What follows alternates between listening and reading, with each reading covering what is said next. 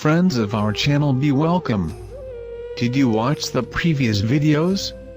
If not, try to watch them first and then come back to this one. The information sometimes is complementary. Answers of an Alien from Andromeda, 25th video, April 28, 2011.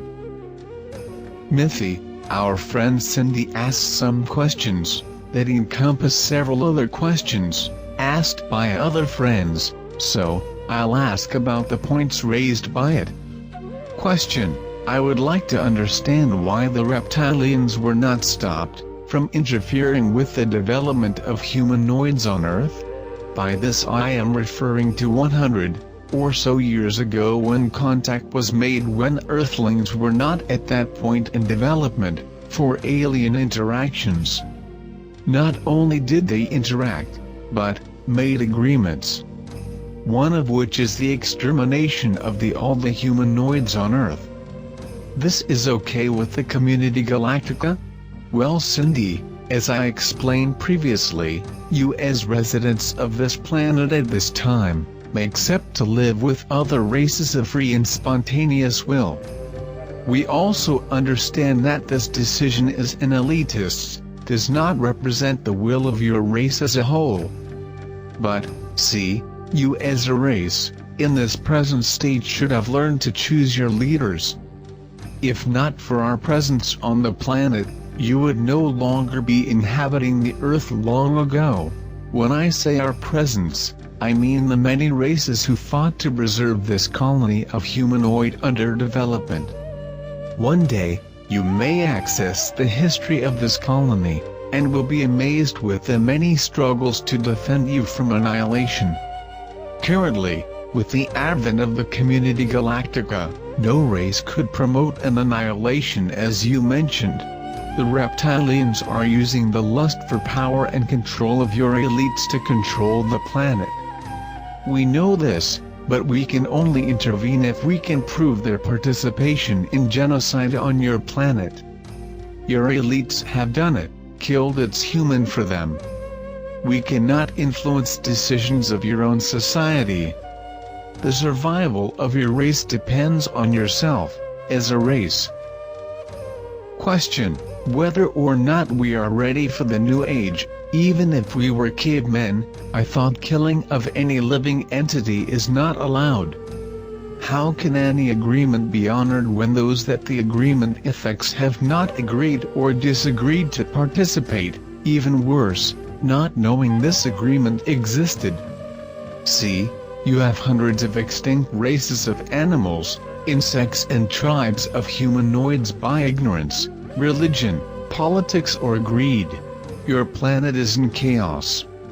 All that is discarnate here are already being transferred to the two colonies that are already receiving. Like I said, just over 10% of humans will remain current with its cycles of reincarnation in this new Earth. That's exactly what you mention in your philosophies wisely. The separation of the wheat and tares. The only way this happens is in the process of reincarnation. You cannot pay, or bribe anyone, for a ticket to a better place than the one that is reserved for the frequency of your aura. Question: am I correct in assuming that the terms in the elites' agreement with the reptilians basically states the elites let the reptilians have Earth, in exchange for supplying the elites with a new place to live, for the duration of the Earth changes like Mars or Moon? No, the reptilians can never take ownership of your Earth. Your Earth is a colony humanoid, they are not. They want to enjoy the Earth as guests by your race, represented by your elites. Your elite, yes, they sold themselves body and soul unconditionally in return for technological trinkets, medicines for a long life, protection from events, etc. But soon you will see for yourself that this is all a big mistake. Nobody can escape the destiny of evolution, and perhaps you will glimpse one of your kings, presidents or popes, harvesting vegetables in some modest colony of farmers, learning to develop humility lost. Question. Eumithy states that those not reaching correct frequency will be transferred naturally to the two colonies. How does one naturally transfer to another planet? This question demonstrates a passionate connotations. How could we take randomly millions of people to other colonies without knowing that social problems could be caused by that? People with the most different character or frequencies would still cause the same problems they cause here, the unbalance of the society as a whole. Without the natural selection process, we'd be just transferring the problem of a heterogeneous race from one location to another. Are you worried that we'll live or dead? Is it? There is no dead or alive. You cannot remember because your memories are in another dimension, in the fourth. When you incarnate in the third dimension, you have the freedom to develop without the weight of previous information. That is what makes the magic of the development of your aura. If you remembered everything you have done or not done in past incarnations, you would spend the next incarnation worrying or blaming themselves, would not have time or head to develop. If the caterpillar grows well, produces a more perfect butterfly, which in turn will generate a better caterpillar, and so on. You'll notice when you disembody, to be a butterfly is much better than being a caterpillar. Question. In that same paragraph you states, we are awaiting the entry of the Earth as a colony mature and balanced in our community long ago. Finally it will happen even if it cost a little intercession. Am I correct in my assumption that Andromeda is the true owners of Earth? No, you're wrong. We do not own the Earth. Moreover, we do not own either of the planets that we humbly occupied. Simply take care of them as they take care of us. No planet has an owner, does have its occupants who are responsible for him during the period they are living there. You can be the proud owner of a mountain, but when you're gone, it will be for another owner take possession. See, the mountain will last millennia, and with luck use 76 laps in the sun. The community Galactica has many humanoid colonies in observation and protection. The Earth is weighted because it is at the point of maturity, for the initial seeding of galactic knowledge. When this happens it's like a graduation official, a more humanoid society to share knowledge and development. From there, you are ready to live with your other brothers scattered throughout countless galaxies where we have contact. Question. Due to the Earthlings' inability to reach the status to be recognized by the community Galactica, they have no obligation to the inhabitants occupying the planet? I think I already answered that question, because if not for the care of the community Galactica, no longer exist humanoids on the planet Earth many thousands of years. Question. Since Earthlings are an unsanctioned mix of different breeds, is up to those various breeds the Earthlings originated from, to take responsibility for their offspring's welfare? Even after abandoning them?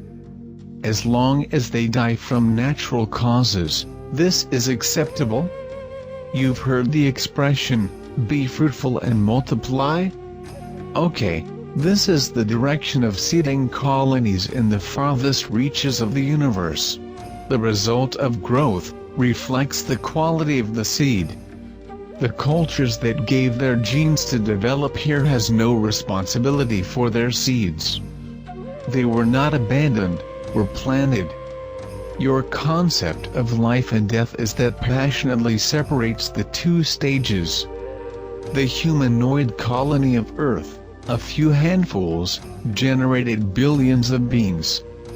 These beings will colonize many other planets, and thus the universe will be less empty of life.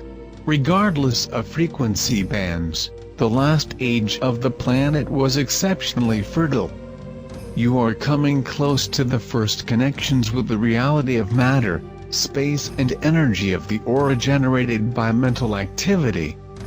The science is quantum physics. Through it, you'll come to understand many processes that are not explained by your conventional science. Everything is alive in some form in the universe. Even the smallest atomic particle can sense aura and mental vibrations. Question: what are the origins of the various eye colors humanoids have on Earth? The different colors of iris features are the result of genes. There is no connotation of development of aura or frequency that is factored to determine the color of the iris. Depends only on the dominant branch in the formation of certain breeds. As an example, you have the same breed cats with blue eyes or yellow eyes, depending on the predominant strain from which they developed. Question: do you know of a planet in the Milky Way called Andromeda? No, by that name there is nothing in the records. If you give me a more accurate position, I can see what exists in the reported position. Question: Mithy, if you were one of us, here on Earth, suddenly finding out who you really are and what has been kept from you, that if you received this knowledge at the time, when you should have gotten it, you would have been aware of the coming events and set about preparing yourself and everyone you share the planet, with a way to escape it without any outside intervention. You were never allowed to choose your fate, never given the opportunity to even try to come up with a solution. Put yourself in our shoes and tell me what you would do. A trend of passion again. Look, you're worried about your physical integrity. I understand well that instinct for survival. But, let's enact a situation. You were told that you only have one more week of life. Would you to comply with the disembodiment inevitable? You would curse the world? Kill your enemies? Spend all your money? Or would try to put yourself in tune with the place you want to go? See, if you were taken somewhere where you had more than 10 years of life, would not make the slightest difference in universal terms, because time means nothing if you're not tuned to the planned schedule for you. The average lifespan of humanoids on Earth in this period that just ended is approximately 76 laps of Earth, around your Sun. It's nothing. You will notice that in many cases you spend more time in the fourth dimension than the third. If I were you, I would not worry about the matter. I'd be trying to participate in this upgrade, with the head and the spirit lifted, because after all, I would long to be part of this new stage of development. If it is embodied or not, will not make any difference to me in the context of development. If perhaps you still incarnated here on Earth in this new age, you probably will see us here, because we will help society to reinstall the remainder, and many of your humanoid species, coming from the Pleiades, should come as missionaries to teach and transfer technology, for this new stage of development. Wait for our next video. Thanks for watching. Join our channel. You are welcome there.